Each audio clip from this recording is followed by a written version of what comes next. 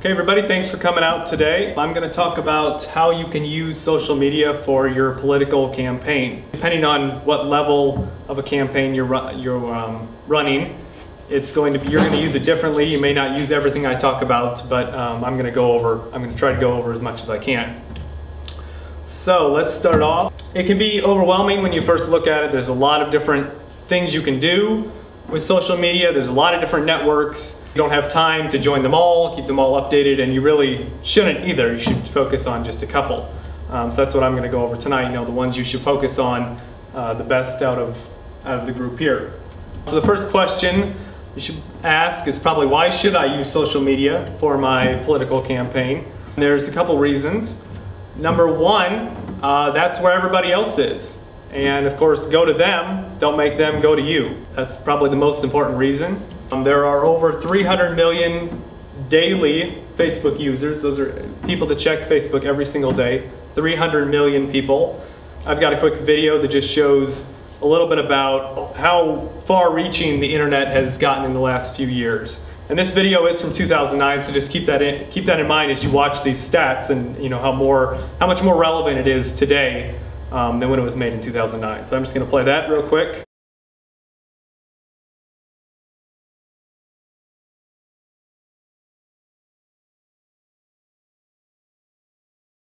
Again, that video is from 2009, so you can just imagine those stats. Here we are in the middle of 2011, and what that would be if that was made again today. So I hope it's pretty obvious that you should be using social media. So then the next question is, where do you start? First place you should probably start with is with Facebook. Facebook is the most popular social media site. It has over 600 million users worldwide, and like I said, half of those check it every single day. So the first thing to do is create a fan page for your campaign. After you create it, make sure you fill it in. A lot of people, I see campaigns all the time that create a fan page. They maybe put a little bit of information in there, but make sure you fill it in. Put in information about yourself. If you have a phone number for the campaign headquarters, anything like that, make sure you just fill it all the way in so that people have as much information as they can from your Facebook page. Also upload photos. Again, fill it all the way in, put some photos on there, don't just leave it blank. Upload some photos of yourself or maybe of volunteers, any of that type of stuff. Facebook widget on your website, I'm going to talk about this a little bit later, but basically what the Facebook widget, once you create your page, it's easy to just get a widget, it's called, that you put onto your website, and they can basically, people when they go to your website can like your Facebook page without even leaving your website. They just push the like button there, you keep them on your website, and it's a great way to also build fans on Facebook. So that covers Facebook for now. So the next thing, Twitter. Twitter is the second most popular social network. Again, like I mentioned at the beginning, depending on what level of a campaign you're running. Obviously, if you're running for US Senate, you're going to use these tools a lot more than if you're running for City Council. But everybody should be on Facebook and Twitter for sure. Upload a photo. I see people and campaigns all the time that do not have just a simple photo upload. Put a picture of your face on there where people can clearly see you. Don't upload a picture of your dog if it's your political campaign Twitter feed. Fill in your bio. Similar with Facebook, I see all the time Twitter pages that do not have any information filled in. Put in what you're running for, if you have a certain district you're running for, as much information as you can fit in the characters that Twitter allows you. Your location, same with that. If you have a district or a city and state at least. You can connect Facebook to Twitter so that your Facebook posts go to Twitter. Ideally, you would want to post to Facebook and then post to Twitter separately, because they do work differently, and people notice when you're posting from Facebook to Twitter, and it looks better to just post it both individually. But if you don't have time, and depending on what level you're running for, you may not have time it may not be worth your time to learn how to use Twitter on top of Facebook. So you can connect them together and just post to one and it goes to both. Mobile is getting more and more popular. More and more people are using their smartphone for email, for Twitter, for Facebook, for all kinds of stuff. First thing is QR codes. That's what this code is right here. Basically what that allows you to do is scan that with your smartphone. If you have a BlackBerry, Android phone, iPhone, any of that, you can scan that and it can take the person to your website, to your Facebook page, to your Twitter page. QR codes are just a great way to catch people's eye and people are starting to more and more recognize those, that they can scan that with their phone and maybe get to your, it gets to your website or whatever faster than just typing it in. And it's, it's more fun. It's fun for people to pull out their phone and scan the QR code. Foursquare is basically a geolocation app on your phone. You can check into different locations. You can check into basically anywhere, but what I would imagine using it for a political campaign would be to check into campaign events, check into your campaign headquarters, check in, just places like that, so that it's just another way to let people know you're there, and it shows some action also going on in the campaign. So that's a real easy one to use. Foursquare, once you install it, it's not too hard.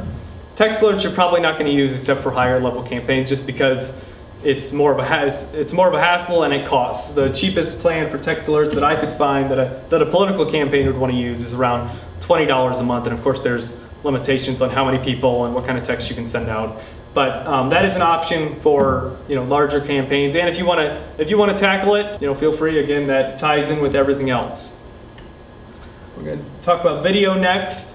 Again, in the video they showed how many people were watching videos and how much video was uploaded to YouTube and all that. People are watching more and more videos on their smartphones, on their computers, on all of those kinds of things. First thing to do is create a campaign YouTube page. Very easy to do that, and YouTube has a specific template that they allow you to take that's different from the regular YouTube pages that's made for political campaigns. I'm going to show you an example of one of those a little later on. Post campaign updates on video. So it's not too hard. Get a video camera that records to a SD card. You record a quick 30-second or minute update about your campaign, put it in the computer, you upload it to YouTube or Facebook, and you've got a quick video update. Like I said, video is personal. People are gonna share that, and it shows you. People love to watch videos. Here's an example of Jackie Walorski's YouTube page. She has, whoever set this up probably set it up before the political campaign YouTube page is set up. So this is what a normal YouTube page looks like, but you can see she's got her videos there. This is Obama's YouTube page, and you can see he's got the political template allows you to add stuff like the bar at the top, where you can click on that and it takes you to his website. But you notice that his page is pretty simple. Basically, it's a white background, a pretty simple blue banner with his logo, and 2 buttons. You don't have to make it fancy. It doesn't have to be anything fancy. But if you just get something up there. Here's Timothy Wesco's YouTube page. Same thing. He's got a little bit fancier background that matches his website, and with that blue gradient. And he's got that button on the top that takes you to his website. Next, campaign material. How you can tie in social media into your campaign flyers, that type of thing. Obviously, social media buttons and links. You don't always have a lot of room on there, but just putting the little Twitter logo or the little Facebook logo with your website next to it. That just reminds people, hey, I'm going to go on there, become a fan on Facebook, follow him on Twitter. Now you could put in there, facebook.com/Jackie Walorski, twitter.com/Jackie Walorski. Would probably be easiest to just put the Facebook icon, put the Twitter icon, and then put your website there where people can link to all those from there. A great thing to do on campaign material is ask for opinions. So maybe say, hey, what's the most important issue for you in this election? Let me know on Facebook or Twitter. That's a great way to get people, obviously, to become your fan and then also interact back with you. Also, like I talked about a little bit before, include a QR code on there. So people can pull out their phone and snap a picture of that QR code and take them to your website, your Twitter, your Facebook, whatever you think would be best for the material that you have. So your website is going to be where everybody returns to. And you don't have to have a super fancy website, but you just need a website needs to be where all the information about you is, where people can go to donate to your campaign, where people can go to sign up for your email newsletter, sign up for your text alerts, that type of thing if you have that. So you definitely need a website. Like I said, email, newsletter, sign up. Social media links, widgets, and share buttons. Besides just a link to your Facebook and Twitter, but also there's like the Facebook widget, like I talked about a little bit before. You can put that right on your website, and I'm going to have a picture here in just a minute of what that looks like. But also the share buttons. This is on Timothy Wesco's website. I think he does it very well. When you click on, he's got tweet your support on Twitter, Facebook, become a fan, or click send an email.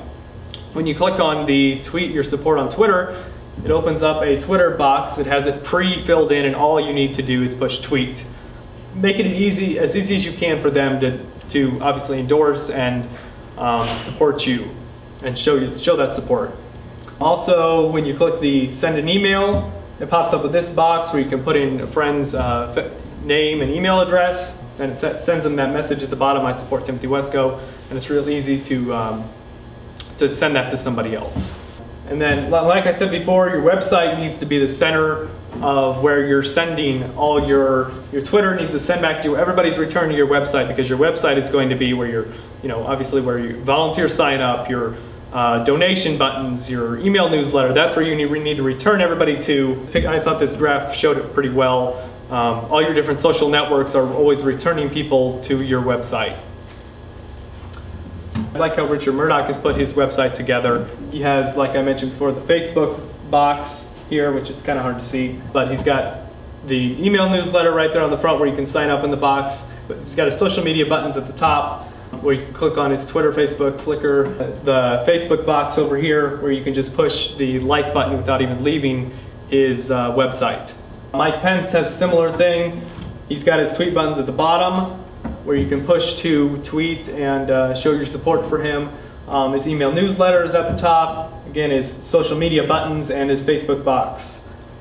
Dick Lugar's website is similar. Email newsletter at the top. He has the Facebook box there where you can push and like. One thing that I think you could do a little better on here is he doesn't have a link to his Twitter, YouTube, or anything else like that.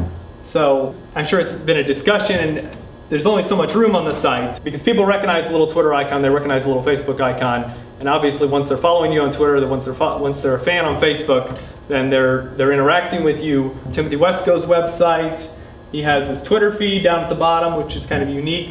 He's got his latest video over there, which is a good idea. A couple of the other sites have that also. Email newsletter sign up box, and his social media buttons right there on the front. Like I said, be authentic. Make it personal, don't just post a link. Video updates is a great way to be authentic and make it personal. A video update, a 30-second or a minute video update is going to be a lot more engaging to people than just typing out what you were going to say in text. And it's not that hard. If you get a camera that just records on an SD card, you throw that in your computer and you upload the video. 94% of social media users that start a clip view the entire clip. So you're not going to lose people, especially if you're just doing 30 seconds or a minute, which is what I would suggest. You don't want to upload a 20-minute video with your opinions on the latest thing. 39% of those people go on to share that video. So people like to share. Jackie Walorski does, I'm going to play a couple of videos of hers. She does a great job of doing campaign updates, video campaign updates, just short updates. She did them every couple of weeks during the 2010 elections. I'm going to play a quick one here just as an example. Very quick campaign. This is a very quick campaign update. Just want to let you know we have major momentum going in this campaign. We just came out of record fundraising numbers. We just came out of outraising Joe Donnelly. We just came out of an Elkhart County parade where we had unprecedented record number of volunteers, 150 people walking in a parade. And more importantly, we have this race in our hand right now. It's a grassroots race. Because of that, Joe Donnelly is up on TV today with negative ads trying to distort my track record of voting. He's trying to take the attention off of what he's done in this country, which is support debt and take away health care for senior citizens and lead this nation right into the wall in the economic arena. We need you to give today. I need you to stand with me today and go to our website, standwithjackie.com. Every $5, $10, $20 counts. We need to combat his message and remind people that Joe Donnelly is the one that led us into this mess and that we together are going to lead us out. So please go today to standwithjackie.com and give. Call your friends and ask them to give. This country is worth fighting for. The race is in our hands. If there is ever a time to stand and fight and put this thing away, it's now. So again, that's another opportunity to tell people to follow you on Twitter, tell people to become a fan on Facebook, go to your website. That video update is much more powerful than anything she could have written out in a Facebook note or written out in a Facebook message or Twitter message or whatever. I got a quick 30-second one again from her.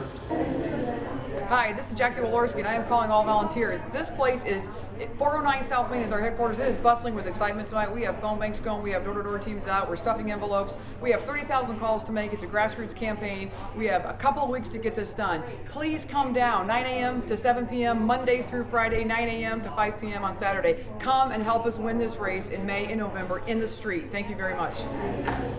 So again, that's a great little update. She shows the volunteers behind her. You can focus on specific issues with videos, whether it's get people out to volunteer, or donate, or sign up for the email newsletter. Just quick video updates are a great way to be authentic, and people feel more connected that way. List your social networks on everything you do. Like we talked about a little bit before, your campaign material across networks, on your Facebook, YouTube, list the other networks that you have. Just keep that in mind on everything you're doing. People won't fan or follow you unless you tell them to. So that goes to the point before, keep reminding them as much as possible. It's a good idea to you can make a point of every couple months or every couple weeks or once a month or something, posting on your networks to, promoting another network. So maybe post on Facebook, hey, have you joined us on Twitter yet? Post on Twitter, have you joined us on Facebook yet? That obviously gets people, the more they're connected to you, the more they're going to share you, the more they're going to see you. Email. Well, this is a great example here of, again, Richard Murdoch, how he has his social media buttons on everything he does. So he's got them at the top of his email, and then he's got them again at the bottom of his email. So if you didn't see them at the top, then he'll remind you again at the bottom. This is a great example of include them all over, because the more you remind people of them, the more they're going to join you. A couple social media tools. One I like to use is called Hootsuite. Basically what it is you can give it different, you hook up your Facebook and your Twitter, and it allows you to post to both at once if you wanted to do that. And it also allows you to, you can keep an eye on people talking about you on Twitter or people talking about your opponent. Basically these columns you can set to whatever text words you want, and it also shows the people talking back to you obviously too in your mentions column. Facebook ads are probably the most underused social media political tool. You can fine-tune Facebook ads to focus on the tiniest amount of groups, but you can make a whole bunch of Facebook ads. So you can tell Facebook, well, I've got a screenshot here. You can tell Facebook, I only want to show this ad to people that are fans. You could, for instance, say fans of my opponent, and you could make an ad that says, hey, did you know my opponent did this and this and this? And that ad would only show up for fans of your opponent. And then you can make an ad that's maybe fans of something you support, like whatever issue that people would be a fan of, and you could customize that text so that it speaks right to them because they're a fan of that page. So they obviously care about whatever issue it is you're talking about, like gun rights or whatever, and you could put that right in there. I support this and this and this, so stand with me. So Facebook ads are a great tool that not many political campaigns use very well. Yep. What does cost? It just depends. You can by volume, a number that you're familiar with, something. You can pay per click, or you can pay per view. You can tell Facebook exactly how much every day you want to spend. So if you only want to spend $1 a day, or if you want to spend $20 a day, obviously the more money you're going to spend, the more times it's going to show up on the page. So if you want to say you want to pay $1 a day and he wants to pay $20 a day, then he's going to show up 20 times more than you do. Post consistently. I like to say at least once a week. Don't let it sit for 2 or 3 months. You can easily find enough stuff to post at least once a week, and obviously more often than that as it gets closer to the election. Don't join a social network unless you know you can keep it updated. Don't just go out and join Twitter and Facebook and 20 other sites and just let them sit there. Just a quick review of what I talked about. So basically you should have your stuff set up, Facebook, YouTube, Twitter set up, and hopefully your website also. You got a little bit of an idea of how to attract followers and fans so that, obviously if you set them up and nobody's going to them, they're not going to do any good. Posting, a few ideas on what type of things to post, how often to post. I did put these in on a website if you want any more information, notes.jhanlon.net. I have more information with links to a lot of the stuff I talked about on there.